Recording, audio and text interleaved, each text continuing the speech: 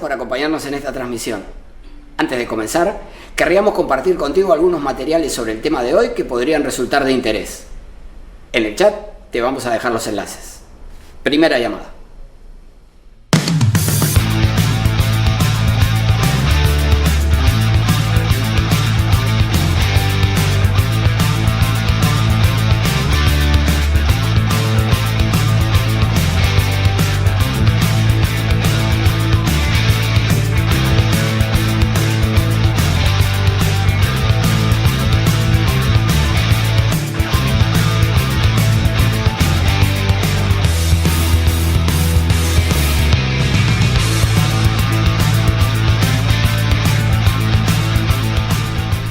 Ya estamos por comenzar la transmisión, pero antes quería pedirte que si te interesan nuestros contenidos, nos sigas en nuestras redes sociales. En el chat vas a encontrar los enlaces. Cuando regreses, estaremos comenzando. Segunda llamada.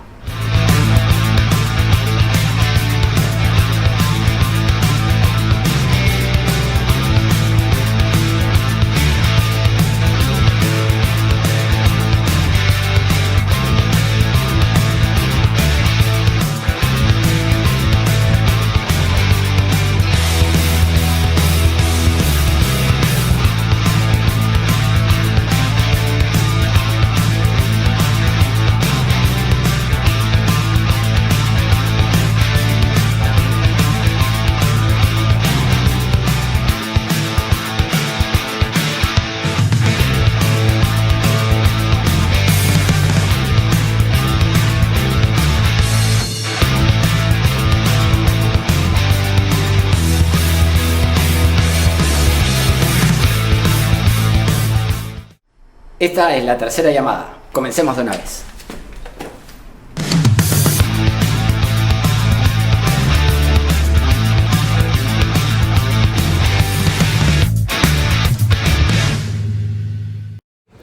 Hola, ¿qué tal? Muy buenas tardes, ¿cómo están ustedes? Comenzamos una nueva transmisión de El Constitucional en su segunda temporada, que por supuesto se sigue transmitiendo a través de nuestra página de Facebook, Omar.Sar, por televisión abierta a través de Onda Digital, canal 18.4 en Lima, por Cable Más, canal 791 y a través de la plataforma de LP Pasión por el Derecho, que es una entidad de referencia jurídica y brinda capacitación a miles de profesionales.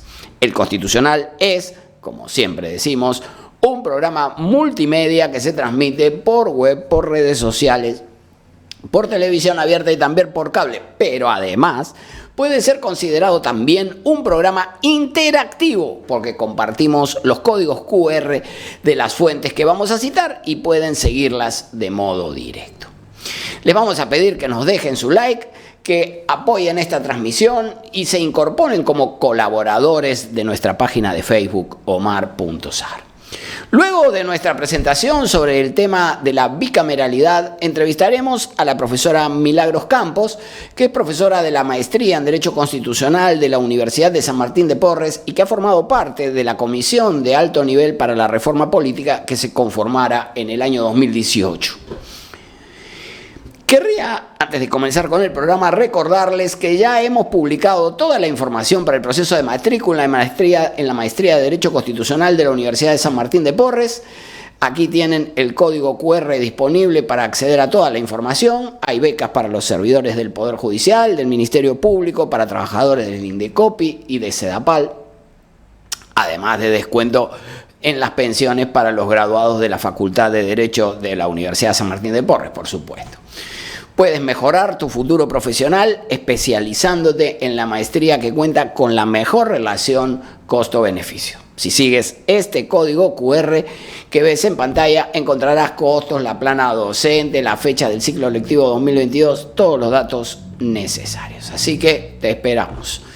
Muy bien, vamos a comenzar el desarrollo de nuestro tema.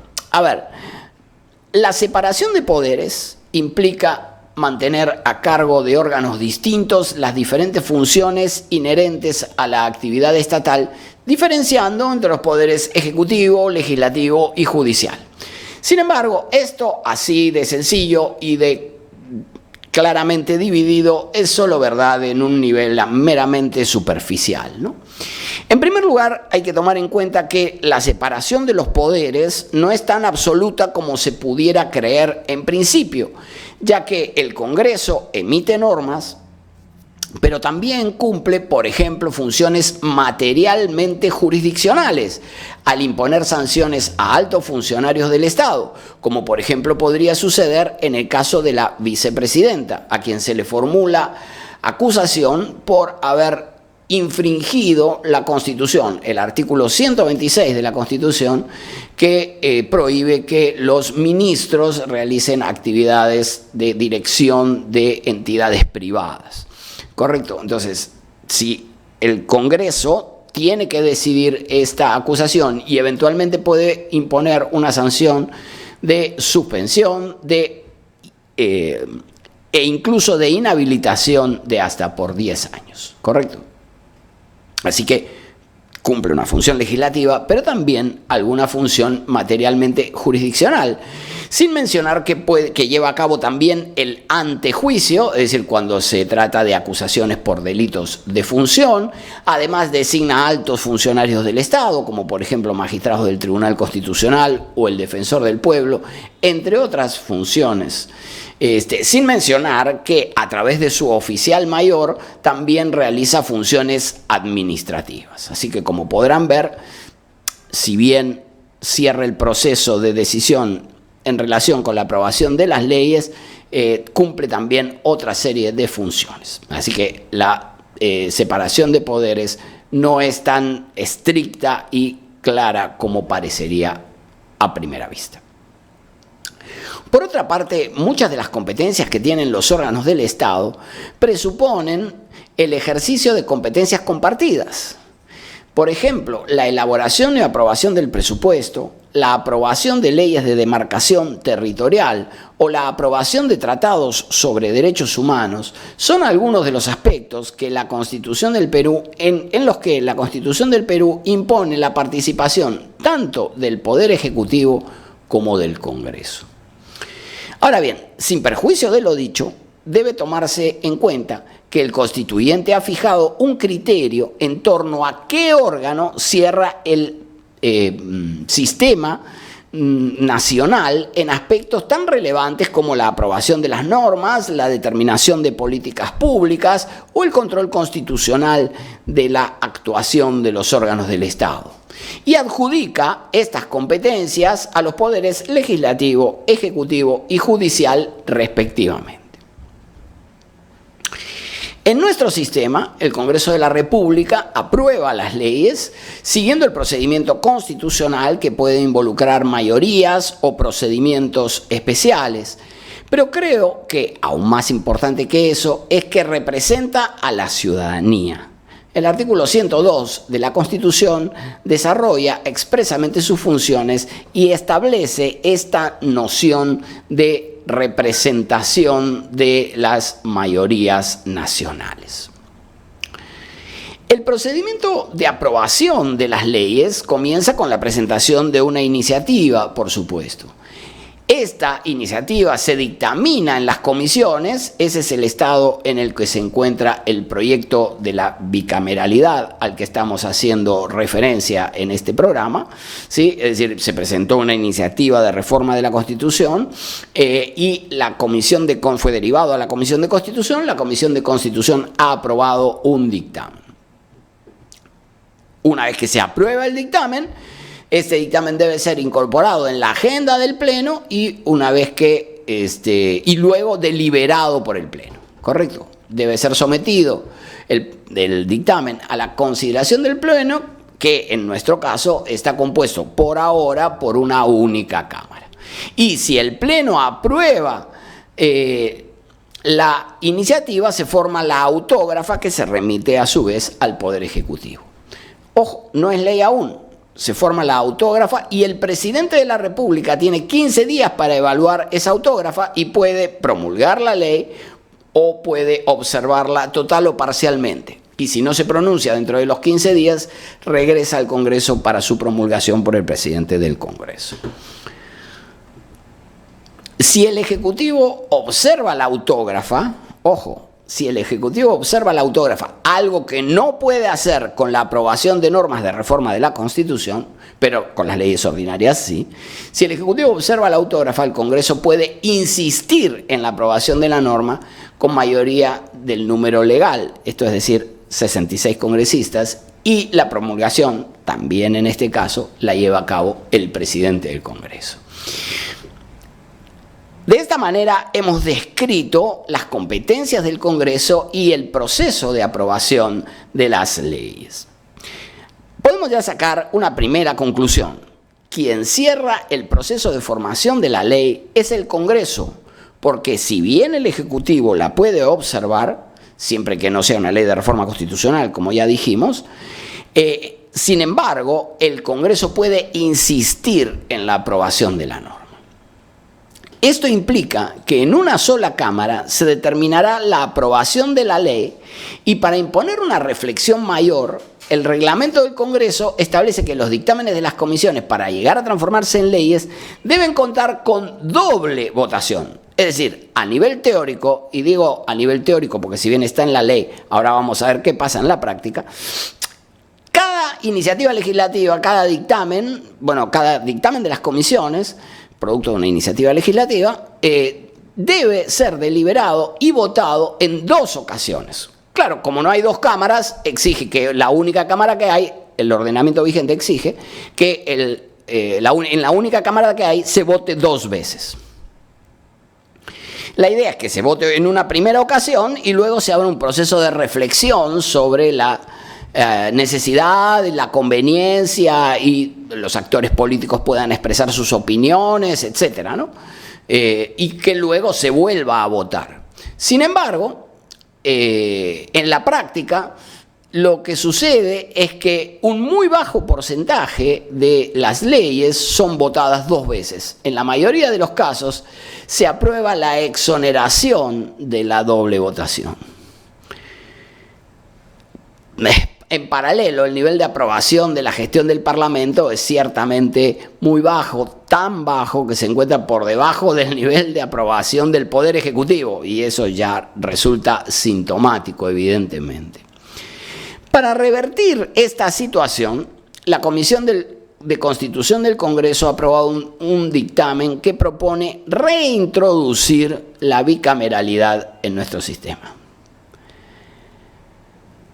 Y digo reintroducir porque en nuestro ordenamiento constitucional ha habido diferentes diseños de la estructura del Congreso. Ha habido constituciones que tienen congresos unicamerales, pocas, incluyendo la Constitución vigente, constituciones que tuvieron congresos bicamerales, como la Constitución del 79 y muchas otras, e incluso hubo una constitución que tenía un congreso tricameral, la Constitución bolivariana de 1826.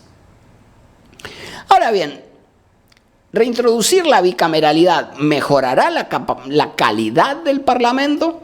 Justamente hoy en nuestra página de Facebook, Omar.sar, compartíamos un artículo de Alfredo Bullard preguntándose este tipo de problemas. Te aconsejamos que lo lean.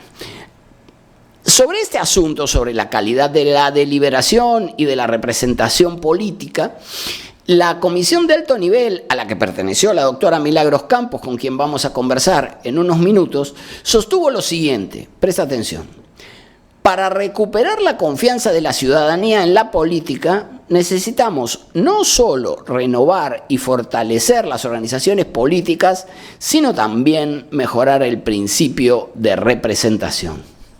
Se espera que la relación de representación se fortalezca con la adopción de la bicameralidad, definiendo criterios de representación diferenciados para ambas cámaras. Aquí te acompañamos el código QR que conduce al informe final de esta comisión, que presentó esta comisión de alto nivel, con un conjunto de reformas políticas que no se limitan en absoluto a la bicameralidad, pero que sí incluye esta reforma puntual. Ahora bien, reintroducir la bicameralidad, que ha sido el sistema de organización del Parlamento que ha predominado a lo largo de nuestra historia constitucional, como decíamos recién, favorecería la posibilidad de alcanzar un mayor nivel de reflexión a la hora de adoptar decisiones y mejorar la representación de los ciudadanos, ya que decíamos no se trata solo de la aprobación de leyes, se trata de ello, pero además también se trata de la calidad de la representación política.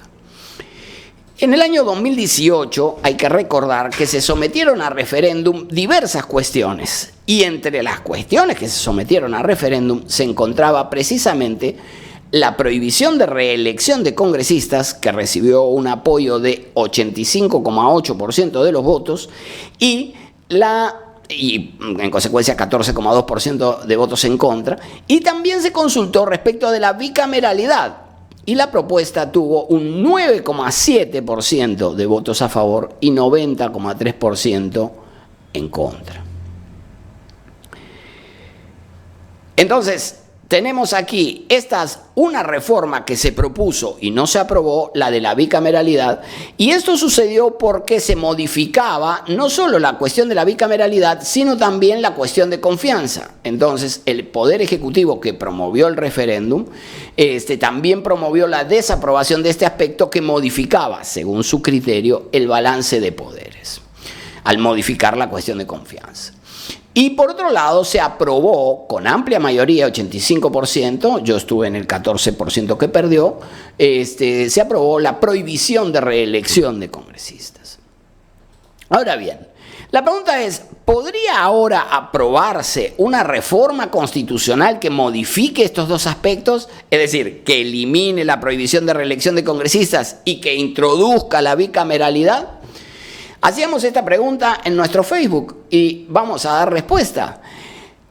Yo creo que la respuesta podría ser afirmativa. Les voy a leer el artículo 43 de los derechos de la ley de los derechos de participación y control ciudadano, que dice lo siguiente: una norma aprobada mediante referéndum no puede ser modificada. No puede ser materia de modificación dentro de los 2 años de su vigencia, salvo nuevo referéndum o acuerdo del Congreso en 2 legislaturas con el voto de 2/3 del número legal de congresistas. Si el resultado del referéndum deviene negativo, no podrá reiterarse la iniciativa hasta después de 2 años. Entonces, la respuesta creo que debe ser positiva, porque una norma aprobada mediante referéndum no puede ser modificada dentro de los 2 años. Fue aprobada en el 2018, estamos en el 2022, transcurrieron más de 10 años. Y lo mismo sucede con aquellos casos en los que el resultado del referéndum haya resultado negativo. No podrá reiterarse la iniciativa hasta 2 años después. Han transcurrido más de 2 años y por lo tanto creo que a pesar del rechazo que ocurriera en el año 2018, puede tratarse este tema de la bicameralidad y la eliminación de la prohibición de reelección de congresistas.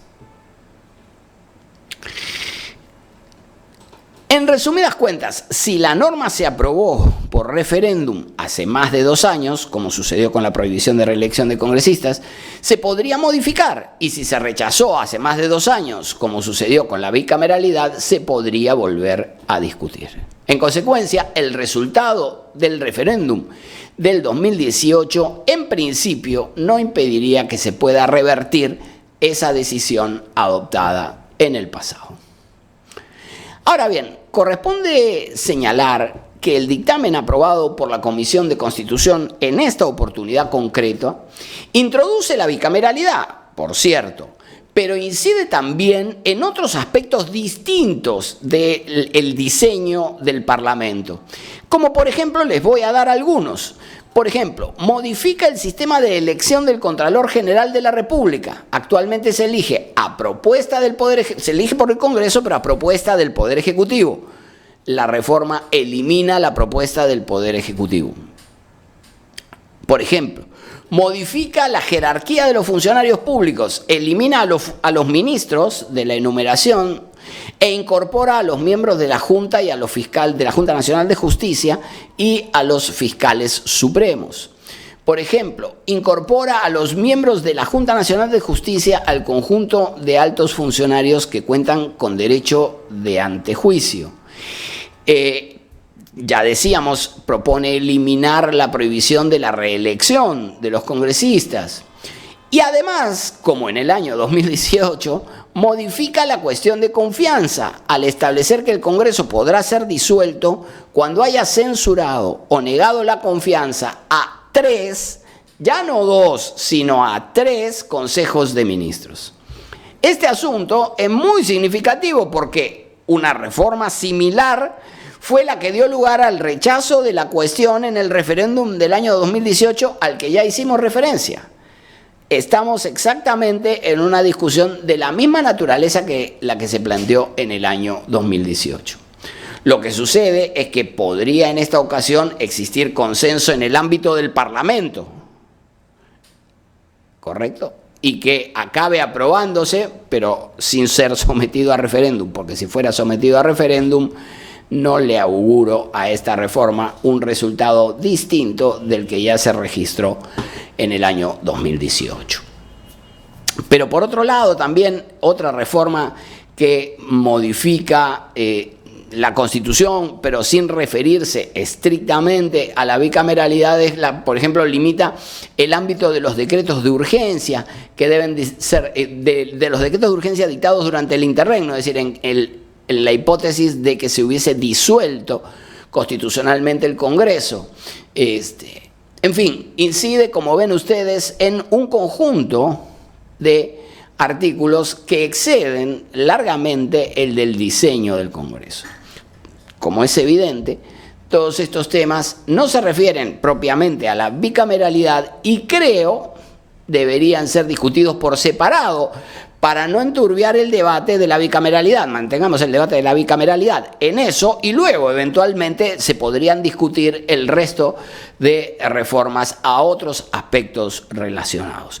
Ni siquiera es que necesariamente no esté de acuerdo con todos ellos. Hay cosas con las que no estoy de acuerdo efectivamente, pero por ejemplo, el antejuicio para los miembros de la Junta Nacional de Justicia, son cosas que creo que podrían estar bien incluso, pero digamos, me parece que enturbia la discusión sobre la bicameralidad meterle de contrabando un montón de otras reformas no discutidas públicamente, al menos.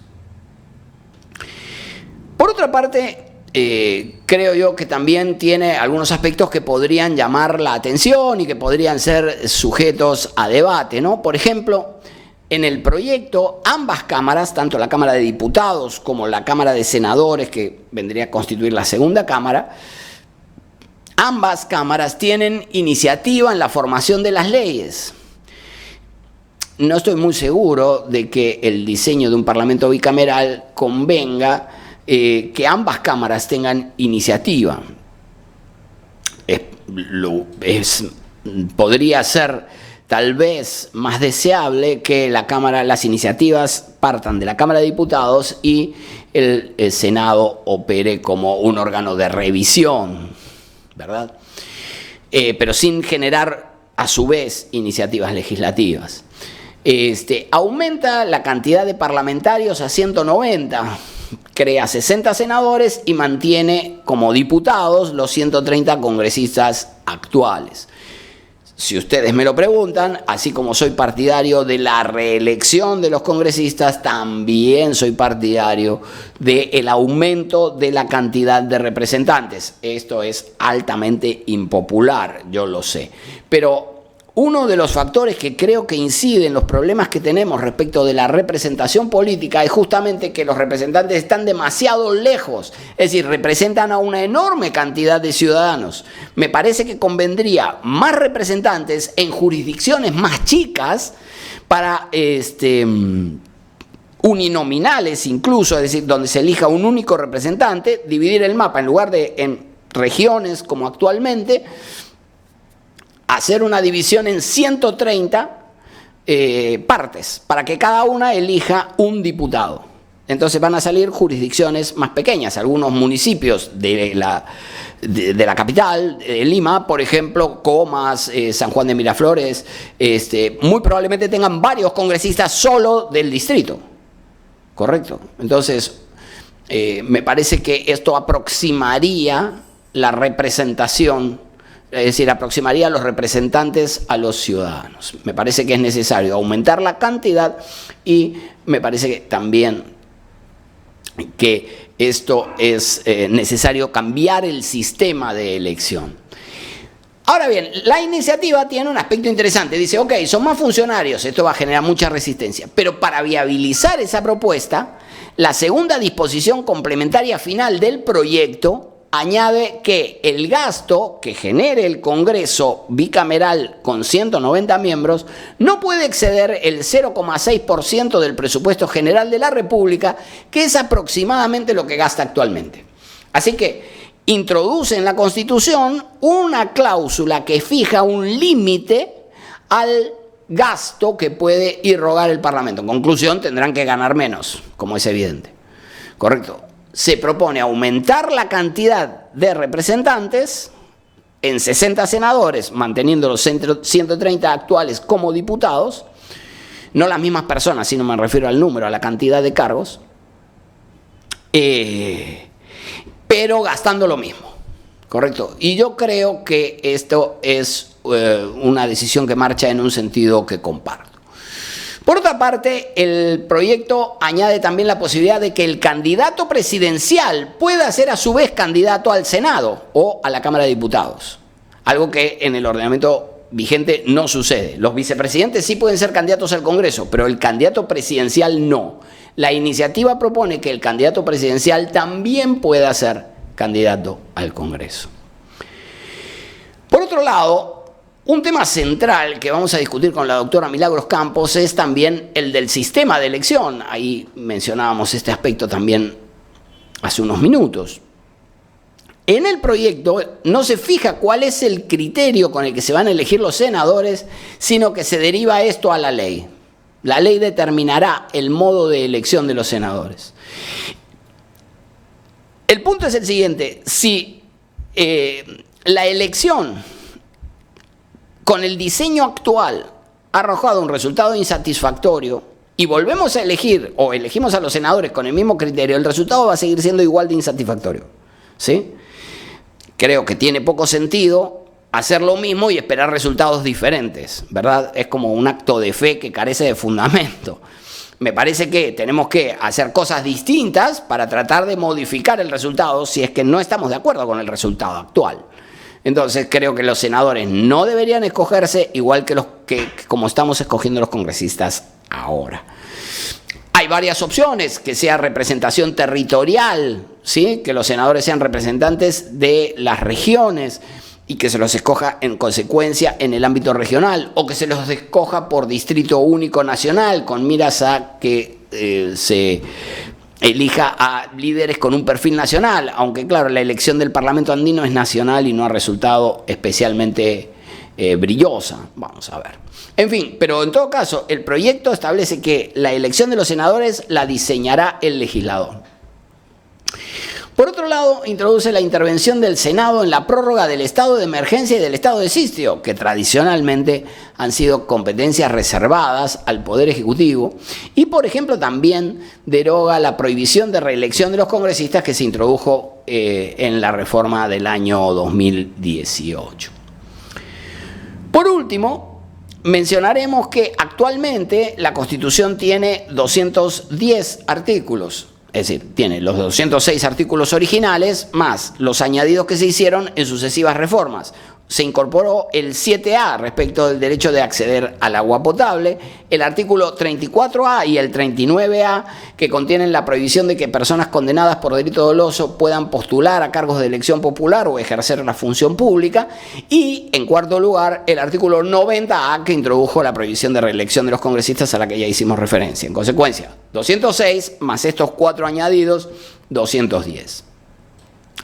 La propuesta de reforma que se ha dictaminado en la Comisión de Constitución incide en alrededor de 53 artículos de la Constitución, es decir, incide en más de un 25% del conjunto de los artículos. Pero en la mayoría de los casos, esa reforma se trata más bien de adecuaciones que se limitan a determinar cuál es la competencia de los senadores, cuál la de los diputados, cuál la de ambas cámaras del Congreso, etcétera, ¿no? Entonces, básicamente, la amplia mayoría son consecuencias necesarias de la introducción de la modificación. Y también, por ejemplo, adecuar el nombre de algunos órganos, como por ejemplo la Junta Nacional de Justicia, que fue el nombre que se asignó al antiguo Consejo Nacional de la Magistratura, que es el órgano encargado de la designación de los jueces. Entonces también reemplaza en varios artículos la referencia al Consejo, que elige al jefe de la OMPE, al jefe del RENIEC. Entonces incide en una decena de artículos el cambio de nombre del Consejo Nacional de la Magistratura. Claramente, aun cuando incide sobre más de una cuarta parte de los artículos, esta no puede ser considerada una reforma total, es solamente una reforma parcial de la Constitución, a pesar de que involucra una alta proporción de los artículos de la Constitución vigente. Y también debe advertirse, sin embargo, que el proyecto de reforma aprobado en la Comisión de Constitución del Congreso incide en alguna medida sobre el equilibrio de poderes entre el Congreso y el Poder Ejecutivo. Habrá que evaluar si y finalmente a la luz de cómo se apruebe, si existe una incidencia que desnaturalice la Constitución o no. Lo vamos a dejar aquí, hemos planteado un poco cuál es el proyecto, vamos a ver un poco a continuación, después de la pausa, conversando con la doctora Milagros Campos, que es una reconocida especialista en materia de reforma política, para que nos dé sus opiniones respecto del presente y de la iniciativa que se ha dictaminado. Vamos a la pausa y regresamos con la entrevista.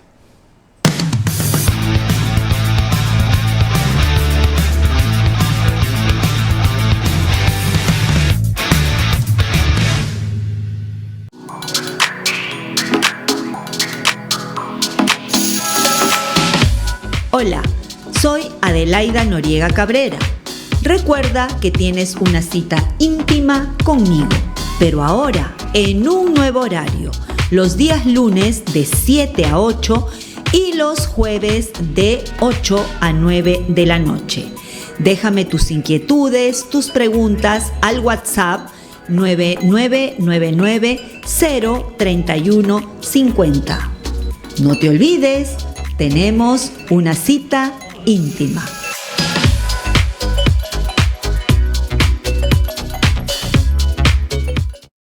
Algunas veces es formal, otras es más casual, a veces es pícaro, pero siempre muy entretenido. Por fin es hoy, con Hamilton Segura. Por Onda Digital Perú, canal 18.4, también por Cable Más, canal 791 y por Facebook. ¿Buscas nuevas ideas para fortalecer tu negocio? Aquí en Onda Digital 18.4 y también por Cable Más tenemos Persevera Empresarial, un programa con ideas, consejos y sugerencias para ti y tu empresa. No te lo pierdas, martes 9 de la noche, Onda Digital 18.4. Te invitamos.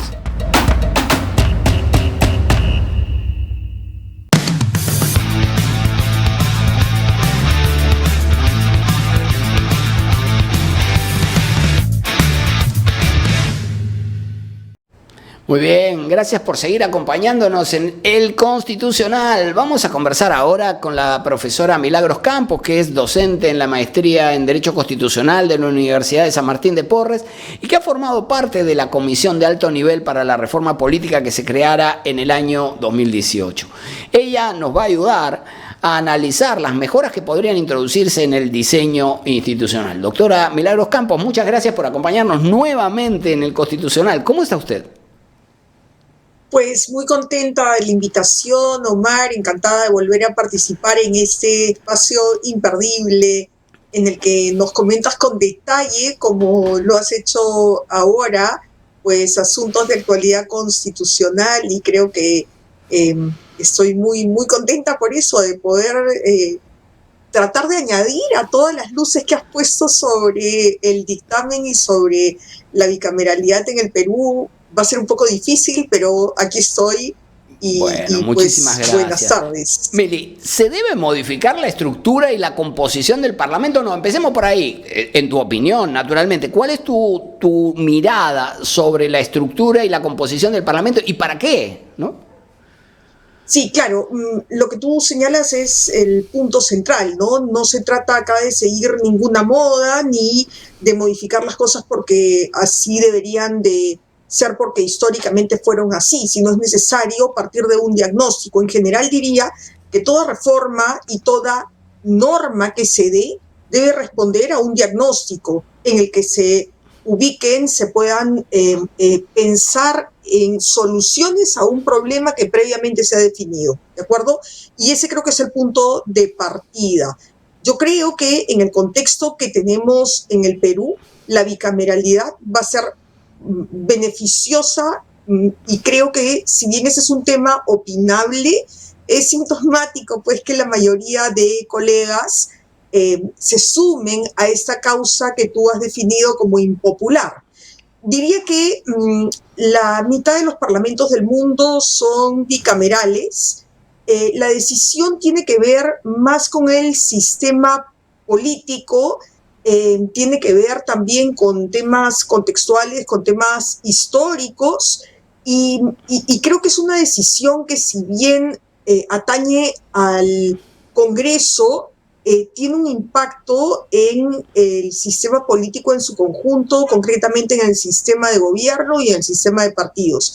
Entonces, creo que si partimos de la idea de que en el Perú pues hay un problema con la representación, si partimos de la idea que hay un tema de falta de legitimidad del Congreso, y también una altísima fragmentación y volatilidad, pues creo que la bicameralidad va a contribuir en alguno de esos aspectos. Ojo que una reforma aislada nunca va a cambiar el problema en su conjunto. Por eso en la Comisión de Reforma Política se insistió tanto en reformas integrales, pero creo que la bicameralidad es un gran paso.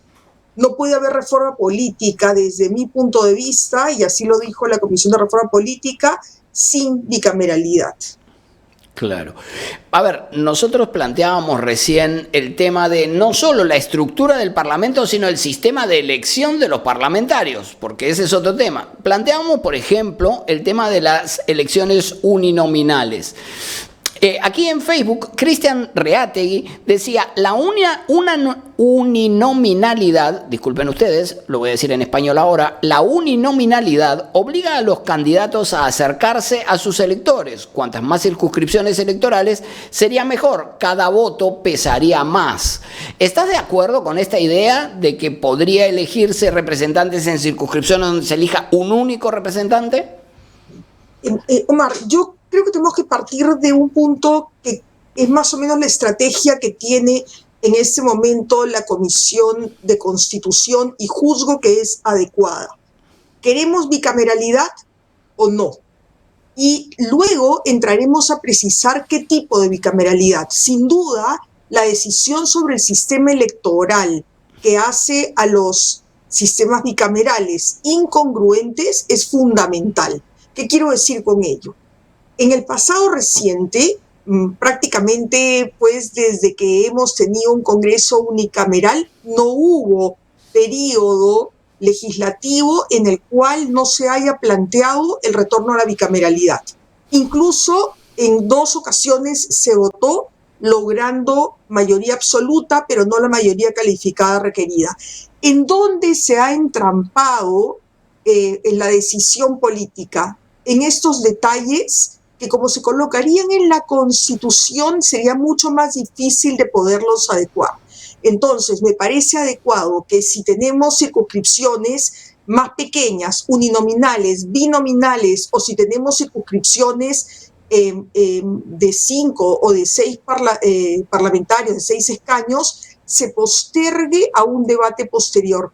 No es ideal que así sea, ¿de acuerdo? Pero creo que nuestra historia reciente nos lleva a ver, es que ante la pregunta, ¿están de acuerdo con la bicameralidad? Sí. Y cuando se decide la elección se complica. Entonces, creo que es correcto. Lo segundo que creo que también en este punto vale la pena señalar es que, siguiendo la doctrina clásica de Liebhardt, por ejemplo, tenemos que los congresos se dividen en congruentes o incongruentes de acuerdo a este criterio de elección. Y ese criterio de elección supone que si voy a utilizar un criterio poblacional para decidir los escaños en la Cámara Baja, la Cámara Alta debería de pensarse en función de un criterio territorial. Aquí vamos a encontrar diversos modelos, ¿de acuerdo? El diseño uninominal se piensa porque con eso se cree que se va a tener un efecto reductor.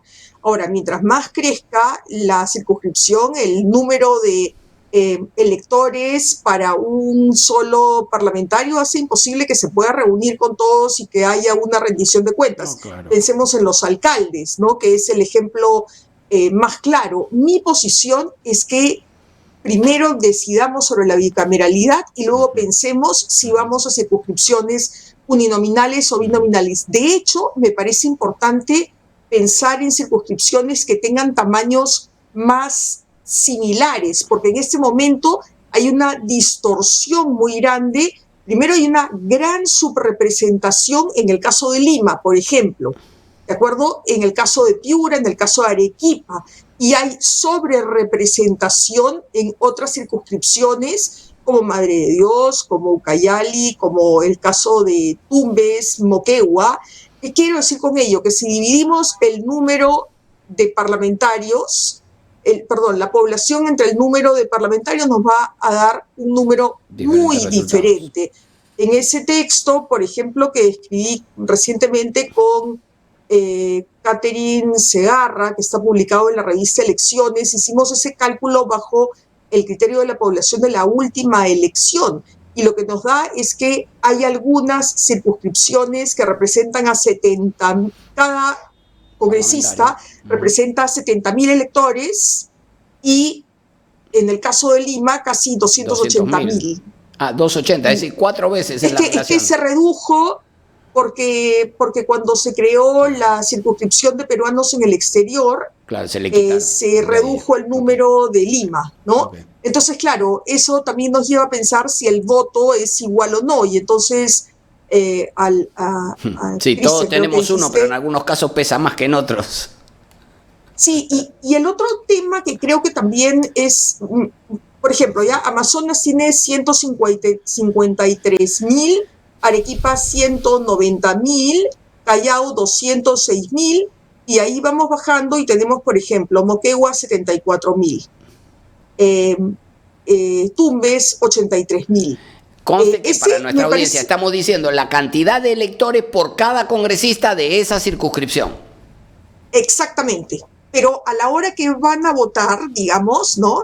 El parlamentario que representa a 250.000 electores vota y su voto vale igual de aquel que representa a 83.000 electores. Claro. Entonces, este me parece que no es un criterio menor porque la Constitución consagra la igualdad de voto, pero ese no es el motivo principal, digamos, de la bicameralidad. Yo quisiera, si me das Justamente, la pregunta que seguía era justamente, sí, ¿qué beneficios deberíamos esperar? ¿Por qué habría que introducir la bicameralidad? A ver, me he referido al tema de la subrepresentación, que creo que es un punto central, y tratar de lograr equidad en las circunscripciones, ¿de acuerdo? Y algo que tú decías en la introducción, el número sí importa, pues, ¿no? Porque en ese momento el Perú tiene un número de parlamentarios similar al que tenía en el siglo XIX, ínfimo, siendo una población mucho mayor. Lo segundo que creo que vale la pena pensar es la necesidad de tener una mejor deliberación en el proceso de elaboración de las leyes y en general en la toma de decisiones parlamentarias. Ese es un factor importante. El propio Tribunal Constitucional ha puesto los reflectores sobre la necesidad de una deliberación adecuada, con tiempos, y como tú bien señalaste, pues la exoneración de segunda votación que se introdujo hace casi 20 años no ha tenido los efectos deseados, porque regularmente, eso es 80% de los casos, antes de la modificación del reglamento, es cierto, pero creo que es importante considerar que la deliberación no está garantizada, y más aún esa deliberación tiene que ser pública. Entonces, la votación entre diputados y senadores permite también que se garantice una mayor transparencia y deliberación pública. El otro tema es el del control político, ¿no? La teoría señala que 2 cámaras permiten un adecuado control político, y como sabemos, pues sin control político no hay democracia.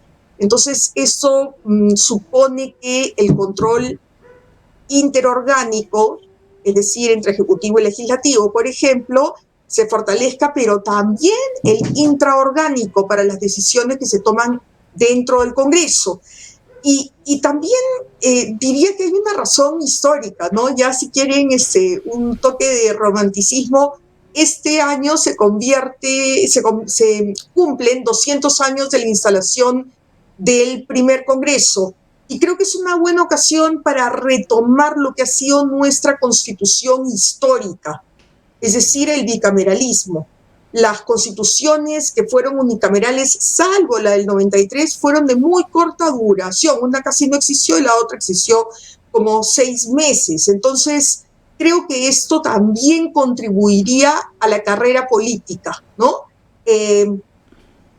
Convencida también en la necesidad de otra reforma muy impopular, pero necesaria, que es el de la reelección parlamentaria inmediata, diría yo, sin un plazo de término, y que eso se libre a los propios electores, ¿no? Particularmente en sistemas que tienen voto preferencial. Porque, digamos, donde los partidos arman las listas, puedo entender que la prohibición de reelección está dirigida a los partidos. No me pongas siempre el mismo, porque lo ponen ellos.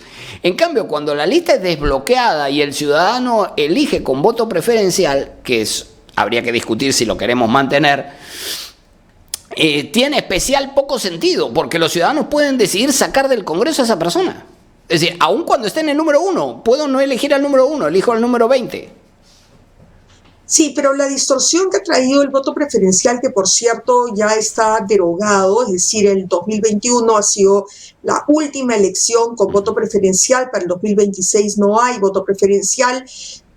Esto es un tema bien complejo, porque la idea justamente es que las elecciones internas permitan que se utilice ese voto preferencial, y que a las elecciones generales se vaya con lista cerrada y bloqueada, como suele ser en la mayoría de las democracias, porque el voto preferencial trae una distorsión muy grande en el proceso de elección, y también en las listas cuando ya están elegidas en el Congreso. Pero bueno, eso podría ser materia de otra ocasión para al interior de los partidos, ¿no? Sin duda, digamos, donde la competencia se torna agresiva en el interior, donde debería haber una cierta uniformidad de criterio, ¿no? Tiene también un grave problema con el principio democrático, ¿no? Porque no es ni la mitad del electorado que utiliza el voto preferencial, y son los que terminan definiendo quiénes ingresan. Claro. ¿De acuerdo? Y además, cuando uno mira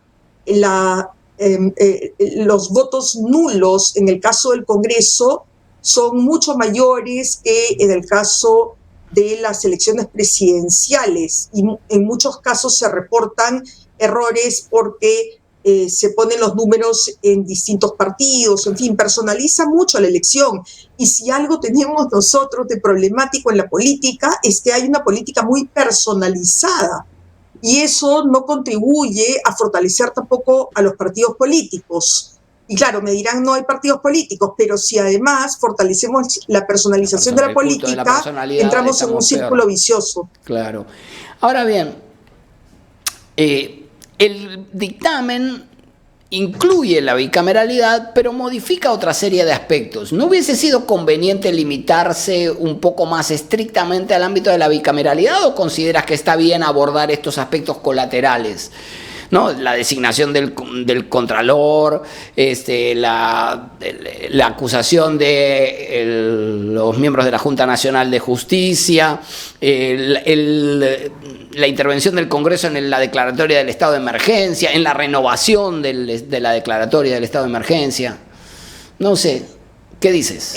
A ver, idealmente, justo en el conversatorio que tuvimos la semana que acaba en el Congreso, más bien los profesores que participaban decían debió haberse aprovechado la oportunidad para solucionar tal y cual problema. Yo también tengo mi lista, ¿no? Yo creo que, por ejemplo, la eliminación de la cuestión de confianza obligatoria, que no ha contribuido en nada, debería de caminarse. Entiendo que hay un dictamen sobre el tema, pero debió haberse incluido tal vez. Necesitamos arreglar el tema de la sucesión presidencial, que no está clara y que lleva una serie de interpretaciones que están enfrentadas, así como diría el tema de la responsabilidad del presidente, ese 117, pues creo que necesita modificarse. En fin, la lista podría continuar. Claro. Allí entre lo ideal y lo posible hay una tensión sin duda, ¿no? Y la estrategia que ha seguido la comisión calculo que será pues continuada en el sentido de eliminar aquello sobre lo cual no hay consenso. Te quisiera mencionar dos aspectos de las modificaciones que has señalado, y una es sobre el tema del contralor, porque esto ha levantado pues muchas críticas, ¿no? Y desde mi punto de vista son críticas injustificadas, porque el contralor tiene como misión fundamental el ejercer acciones de fiscalización sobre la ejecución del presupuesto. La mayor cantidad de presupuesto está en el propio Ejecutivo, de manera que me suena absolutamente razonable para las políticas anticorrupción que el Ejecutivo no intervenga de manera decisiva, digamos, en la designación del contralor, y que esto se lleve más bien a un colegiado como el Senado. Es más, el profesor Iván Montoya, que es un destacado penalista, recientemente entre las propuestas que se dieron para reforma constitucional entre las políticas anticorrupción, sugirió que esta sería una buena medida.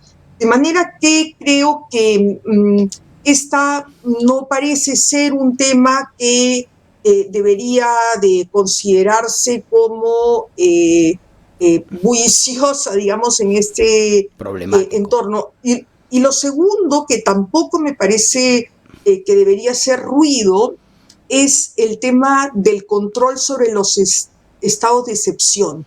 Porque si nosotros miramos el año pasado y el anteaño a partir de la pandemia, pues hubo una serie de medidas que restringían la libertad sin que tengamos claramente una justificación y sin que el presidente del Consejo de Ministros haya podido justificarlo ante el Congreso.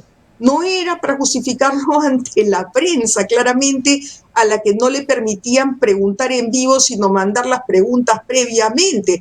Y no sabíamos por qué salían hombres o salían mujeres, por qué la decisión era de quedarse en casa sábado y domingo y congestionar los lugares de concurrencia obligatoria entre lunes y viernes. Entonces, no me parece mal que para poder ampliarlo o prorrogarlo tengan que ir al Congreso para sustentarlo. Incluso ahora Lima está en estado de emergencia y se ha prorrogado por 45 días sin que tengamos una explicación clara de cuáles han sido los resultados de ese estado de emergencia, que en teoría pues hasta las Fuerzas Armadas podrían pararnos en la calle sin, por supuesto, con todas las salvaguardas correspondientes a los criterios de proporcionalidad. Déjame decir solamente que la Comisión de Venecia tiene un informe sobre este tema en el que recomienda la actuación del Parlamento para el control sobre los regímenes de excepción y particularmente el estado de emergencia, que es equivalente al estado de alarma en el caso español, y que también tiene para la prórroga la obligación de sustentarlo ante el Congreso. Entonces tampoco me parece que allí debería de encontrarse un problema, ¿no? Uh-huh. Una última pregunta, lamentablemente tenemos que terminar, pero ¿no sientes que esta reforma propuesta modifica de un modo intenso la correlación de poderes entre el Poder Ejecutivo y el Congreso? No hago una afirmación, solo lo pregunto. Sí, amplía las competencias del Congreso, sin duda. Creo que más que ampliar, está poniendo candados en algunos temas que era necesario hacerlo, regresando un poco a la situación existente en la Constitución del 79, como por ejemplo en la disolución del Congreso, ¿no? Diría que más bien a donde miraría con cuidado es en las atribuciones de la Cámara de Diputados y de la Cámara de Senadores. Siguiendo lo que mencionábamos de Arend Liebhardt, pues él habla de congresos o parlamentos simétricos o asimétricos, dependiendo de si estamos frente a funciones y competencias idénticas entre las cámaras, claro, eso sería simétrico, y si son competencias diferentes, asimétrico. Creo que esta asimetría que se está diseñando está muy bien, creo que fortalece la función legislativa y el poder del presidente de la República, porque hoy en día, si bien tiene posibilidad de dictar decretos de urgencia y de solicitar la delegación de facultades y de presentar iniciativas, no puede evitar que contra su voluntad se aprueben normas, porque la insistencia es muy baja a nivel comparado. En Congreso unicameral, solo mayoría absoluta. Con dos cámaras va a tener más poder.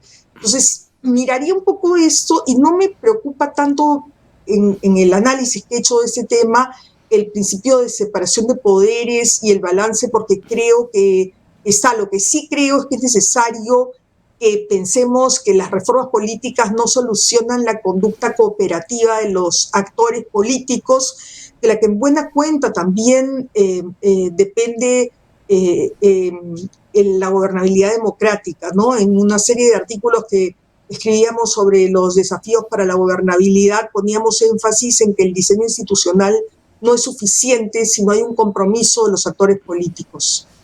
Querida Mili, con ese espíritu romántico y quijotesco, has defendido todas las causas impopulares, más congresistas, bicameralidad, pero con presupuesto limitado, es decir, con el mismo presupuesto. La verdad también debe ser dicha, ¿no? Es decir, el proyecto dice, ok, vamos a añadir la cantidad de gente, pero tranquilo ahí, que lo vamos a hacer como porcentaje del presupuesto.